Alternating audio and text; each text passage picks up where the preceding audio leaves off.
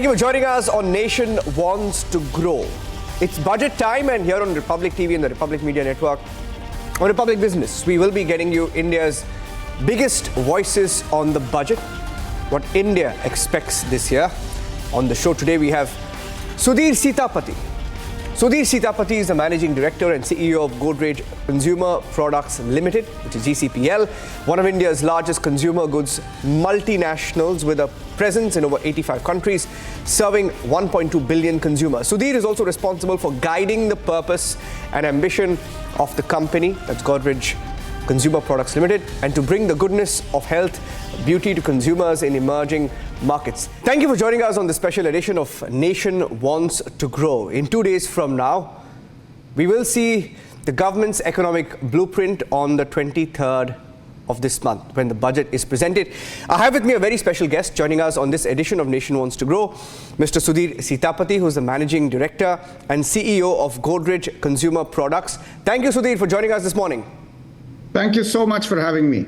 Okay, Sudhir, you've spoken about growth and consumption triggers to be pulled simultaneously. Now, is that the tightrope the Modi government is going to have to walk in your view? I think so. I think in a country like India, both growth and consumption are important. If you looked at last year's GDP numbers, GDP grew by about 8%, but domestic consumption only grew by 4%. And the way the Indian economy is structured, consumption is a good indicator of economic growth at the bottom of the pyramid. Investment is a good indicator of economic growth at the top of the pyramid. So you do need investment to grow GDP, but if consumption doesn't grow, it tends to indicate that the bottom of the pyramid is perhaps not growing as fast. Okay. Budget 2024.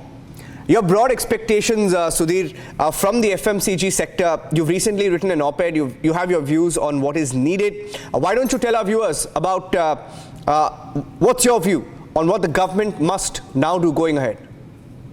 I think, as I said, it's important both for the FMCG sector, but also for the general economy, for domestic consumption to grow in tandem with investment and GDP growth. Maybe a little bit behind, but you can't be too much behind. And I think the government needs to give a fillip for domestic consumption to grow. I think there are structural reasons in India why domestic consumption may lag GDP, but there are also cyclical reasons. The COVID impact, which had a recessionary impact on the bottom of the pyramid, my suspicion is we've not fully come out of it. I think there are some green shoots, and I'll talk about it a little later on about why the second half of the year may be better. But as things stand, post-COVID for the last few years, I'm not sure we fully got out of the COVID cycle. And I think, government investment, I think government probably needs to move money to rural infrastructure. It also probably needs to give money in the hands of rural consumers. We've got some excellent schemes like PM Kisan, and our ability to have targeted disbursement is a lot better than what it was some time ago. So I think we should use those tools to give money in the hands of the rural poor. Okay. Sudhir, I'm going a little micro into each subject because on Nation Wants to Grow, we try to get the best out of the industry so that our viewers get a view into the micro details. You've been extremely optimistic, one about the FMCG sector, saying that India is leading the world on it. Now, the EBITDA numbers are a story in itself vis-a-vis global peers. What's the one thing, Sudhir, what's the one thing that the FMCG sector needs in terms of policy that will make its global dominance uncontested? I think the domestic consumption growth, as I'm sort of repeating myself, but India is a fast-growing economy, but a mid-growing consumption economy as things stand today. And we need a fillip for domestic consumption for FMCG to perform better than it is today. Okay. I think the rest of the sector is good. I think the, Make in India, the operating environment, ease of business, everything is excellent. Availability of capital, belief in the sector by the markets. We just need, domestic consumption growth to go from about 4 to 6 to 7. And if GDP is 8, domestic consumption's at 7, I think it'll be a really virtuous cycle for India. Yeah. Okay. Now, FMCG is still the largest spender on advertising in India by a distance. Advertising is the lifeblood of the FMCG industry. You have also spoken about how the Indian FMCG sector is stronger than in the rest of the world, and this in turn was led by advertising. The top 5 listed FMCG companies and their EBITDA is on an average 20 to 25% compared with the global peers at 15 to 20%. You've spoken about the haves and have-nots in the economy as well, Sudhir. The growing disparity given the diverse spending patterns of different segments of India's ever-booming population. How does policy as well as industry solve for this? Well, I think there are two sets of questions here. One is, of course, on the role of advertising, and then the second one is really on the haves and have-nots, and how does policy solve for it. Maybe I'll answer the second question first, and maybe you can ask me a more specific question on advertising. Yeah. I think on haves and have-nots, I think by common consensus, India is still in the middle of a K curve. I think even government data on consumption shows it, anecdotal evidence, there's just too much evidence to suggest that it does tend to happen when economies tend to grow. There is a rising inequality. So I don't think, it's unorthodox, and I think it's also happening globally. But certainly it's something we got to take note of. And because tax collections are so buoyant in India, so because the top 20% of India is doing so well, I believe that the top 20% of India can help the balance 80% of India do better. And redeployment of this, growing tax into more welfare, into more rural infrastructure is probably the policy required to have a haves and have-nots. I think it's important to understand that certainly in the last few years, I don't know about the long term, but last few years, there has been post-COVID a sort of rise in inequality, and policy is required to bridge that gap. I think your question on advertising, you didn't ask a question, but let me guess the question, which is, why is advertising important? I was going to get into much more detail later, but yeah, go ahead. I think, Indian FMCG has been a pretty well-run sector. When you look at many sectors, how they run globally, and one of the differences between the Indian FMCG sector and many global countries, and we have operations across the world, is the advertising spend in FMCG. FMCG tends to be the lifeblood of advertising sector, tends to be much higher than many parts of the world, and that makes for stronger brands. It builds what we call a brand moat, which is powerful brands that people aspire for, and that makes the sector overall a healthier sector than it is in many parts of the world. Okay, I'm going to get into advertising a little bit more now, and then I'll go back to other questions that I had. Godrej has its own internal agency now, a Lightbox. Why did you feel the need to do that? I think, we realized that India is a great talent hub for advertising. I think Bombay is probably one of the world's top 5 centers, if not the top 3, in terms of advertising talent. And we thought that, we need to find the most efficient way of doing this so that we can get Indian advertising talent out across the world. So, and also, so I think the first thing is India is an advertising talent hub, and it genuinely is. I think the second thing is that, in the past, Godrej over the last decade or so has had its own internal design house, where we've been doing a lot of our design in-house. A lot of companies go out to external agencies, and we've been very happy with the output of our design team. So we thought, why not take this into advertising? And we also thought that, in the last 20 years, technology has changed a lot. And perhaps as an internal agency, we could be more responsive to technology changes and sort of use technology faster and better if we had this in-house. So that's why we sort of decided to go in-house with Lightbox. Okay. I was hearing one of your speeches of late, Sudhir, from an event in Mumbai. You spoke about Mumbai, and I agree with you about the talent in Mumbai. But you focused on revitalization of the advertising and the marketing industry. You were extremely practical in your approach when you said spend more time with non-marketing stakeholders, develop a unique perspective, communicate it effectively with numerical data, have the fundamentals of putting one's product out there changed in the digital times that we live in? And my second part of the question, in the chaos of the virtual marketplaces, what is an effective approach to advertising? No, I think, the advertising, the principles of advertising haven't changed for the last 150 years. It is to get a powerful message that communicates why people should buy your product, and to make it the message available at the lowest cost to the maximum number of people. This is the principle of advertising. It doesn't change. Now, with digital media, you now have another option to reach consumers at relatively low costs. So there is no, my general view on marketing is there is no ideology in any of this. You got to find the cheapest way in which you reach consumers. So you got to have an eye on reach. You got to have an eye on cost, and you got to marry it. So, we're quite open to doing rural wall paintings, urban hoardings, digital advertising, TV advertising. We are, in fact, bulk of our advertising still as a company, and we're one of the top 5 advertisers in India, not just FMCG. So GCPL is kind of 4th largest advertiser in India.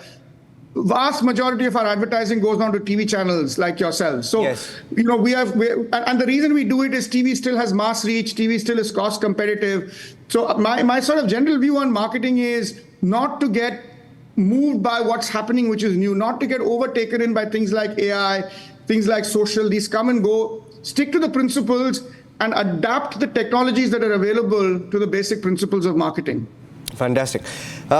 Advertising models, I mean, have also changed so much. The models have changed, of course. Sometimes there's a fear of a boom by fly-by-night operations that make big bank in the moment, but don't have a brand-building exercise, Sudhir. We're seeing this more and more. How does one approach that? And also, can brand building and product advertising be separated? And how are the approaches of one different from the other?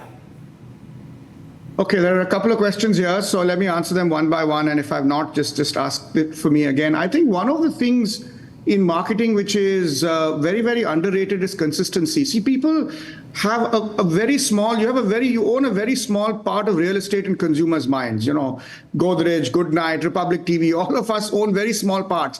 And we mustn't have any dissonance with the real estate we already own in consumers' minds. So the cornerstone of good marketing is actually consistency, brutal consistency, week after week with the same message, the same positioning. So these are the kind of slightly underrated things in marketing, in marketing these days. What was your second question? Sorry. Okay, my second part of the question was, can brand building and product advertising be separated, and how are the approaches of one different from the other? I don't think so. I don't think brand building and product building should be separated. I don't think there's any major difference. It's something different people have different views on. My view is your product has a story to be told. You have to tell it in an interesting manner. So you can't tell an interesting story and then tell your story of the product in an uninteresting manner differently. So I'm of the firm belief that product stories have to be told interestingly. There's only one communication. Stick to it for decades together, and you'll reap the dividends over a period of time. Okay, I'm going back to some basic questions now. Moving away from advertising for a bit. You've spoken about glimmer of green shoots on the back of the monsoon that we are witnessing now. How long do you think it will take for the rural economy to bounce back? I don't know the answer to that question. I think there are a couple of green shoots, and monsoon is one part of it. Two is, as I think that we have actually in an extended post-COVID cyclical downturn, then, it's time that downturn changes. Three is, I do think that the government will spend more on rural infrastructure and rural welfare now. I do think that will happen. So a confluence of these three things means that we should see a rural recovery pretty fast. Okay. I mean, there's so much going on within Godrej to speak about, Sudhir. For example, there was a report a few days ago about Godrej's global manufacturing footprint and the changes there. I'm not getting into the specifics of it, but one of the big takeaways was the focus on Atmanirbharta, the Make in India mindset, and the environment impacted by the trajectory of even big companies like your own, which have gone from an import focus to an export aspirant approach. Is that correct? I think so. I think, we are setting up two mega factories, one a greenfield site in Tamil Nadu and one, doubling, or in fact, more than doubling our capacity near Gwalior in Madhya Pradesh. So two mega lighthouse factories we want to set up. We work very closely with the Madhya Pradesh government and the Tamil Nadu government. We've been really pleasantly, I wouldn't say surprised, but it's been a great experience working with the bureaucrats and the politicians there, because, everyone in India is very industry focused. And we do feel that with our global business, even when one looks at it coldly through the eyes of economics, India becomes a fantastic manufacturing hub for the world. Costs are low, efficiencies are high, ports are well run now. So there are just so many things going on in India as a manufacturing hub that, just from an economic point of view, India is a very, very attractive proposition for global manufacturing. Yeah. Recently, you've spoken about, that is GCPL has announced that it has developed, I hope I get it right, the pronunciation, Renoflutrin, a patented mosquito repellent molecule that integrates it in its household insecticide products. Now tell me, Mr. Sitapati, how much of your resources and internal assets get into the scientific R&D at Godrej? So I think just a bit of background on the Godrej Group. We're a 127-year-old group, and I think the genesis of the group was in innovation. And our founder really, came up with a leverless lock because in India, levers would rust and locks would stop working. And so the group's DNA has actually been on innovation. And Godrej GCPL is a flagship company in the Godrej Group now. We have done several innovations in the past. I think a lot, even if you speak to analysts and so on, they'll find that's what's different about us. This takes it a step forward because a lot of the innovations have been on product and design. This one is on molecule innovation. You see, usually most of the molecules in the household insecticide categories have been developed in Japan and Europe, and we sort of import them. They get off patent and then it's bulk made here. This is the first molecule that we have co-developed with a partner, which is being developed in India. So the patent is in India. It's an Indian molecule right from scratch. So it's not a bulk drug. I mean, household insecticide is similar to pharma. There's an active. So similar principles as well. Over a decade or 2 decades, mosquitoes develop resistance to actives, and you've got to keep innovating and getting better actives. I think it's a landmark because it's relatively hard to get molecules designed in India. And I think it talks a lot about the R&D capability that we have in India. Okay. Some questions on the larger picture as we are running into the budget day on the 23rd. We've seen some heavy lifting on investments being done by government with private sector investment still slim. What, according to you, needs to be done to bring in private capital into the economy? See, private capital will only come, it's a chicken and egg. Private capital will not come if domestic consumption doesn't go up. So unless you trigger, if there's no demand, there will not be, there's not going to be any supply of private capital, right? So we are seeing the household sector, the housing sector, there's demand is going up, and therefore the, allied industries will do well. But there's a lot more in the economy than the housing sector. So as you start cranking up demand in sectors, and that's why getting money in the hands of consumers is important, because it's a simple Keynesian thing, right? You've got to dig trenches and fill them up. So you've got to start the economy, you've got to start domestic consumption, then private capital comes, then consumption goes up, it gets into a virtuous cycle. So I think we need to kind of consciously get into this virtuous cycle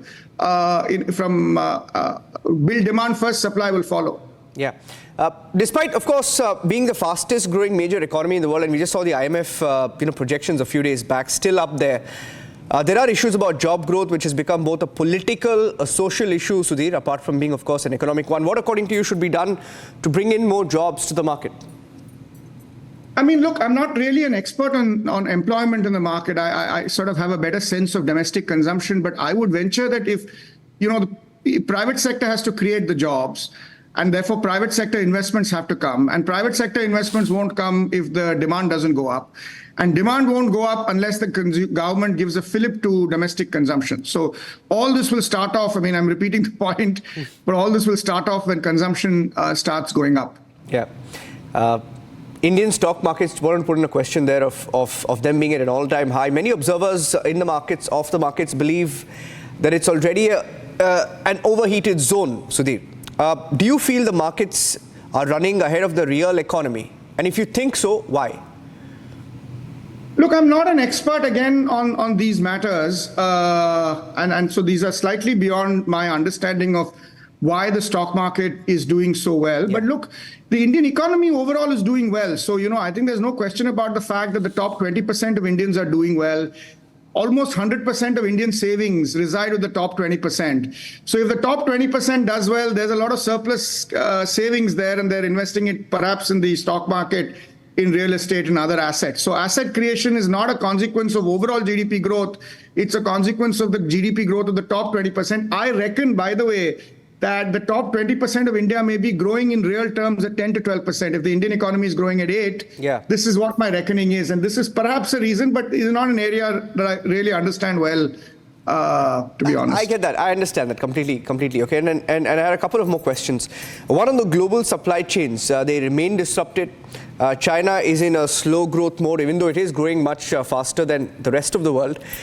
Supply lines disrupted by wars in the Middle East and Europe. There are some global threats that could affect economy.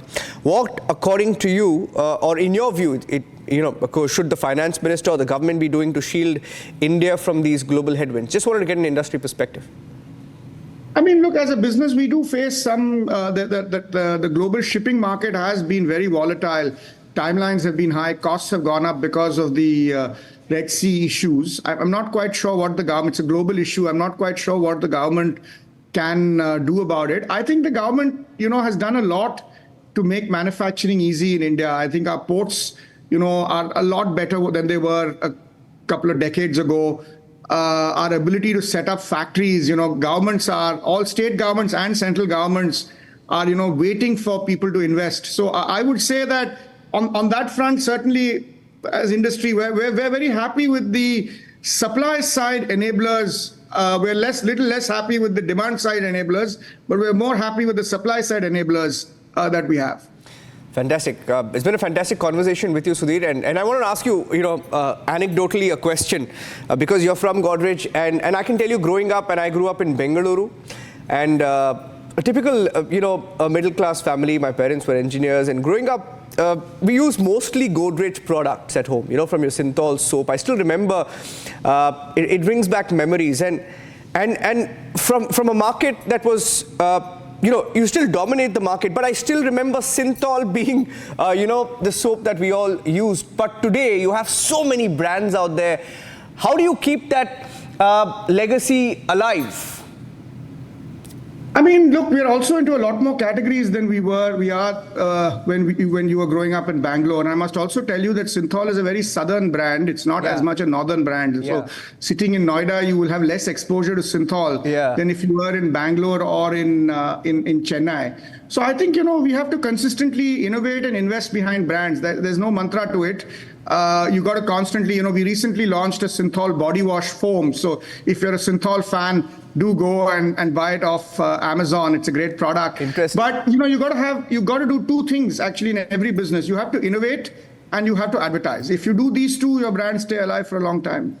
Fantastic. I don't see a reason why Synthol can't also become a North Indian sort of a brand. I mean, it's got the potential to, I feel. I mean, that's my personal view. So it does. Okay. Sudhir, thank you for speaking to Republic TV. Fantastic conversation. Thank you. Look forward to speaking to you Thank you so again. much. Thank you. Thanks. Thank you.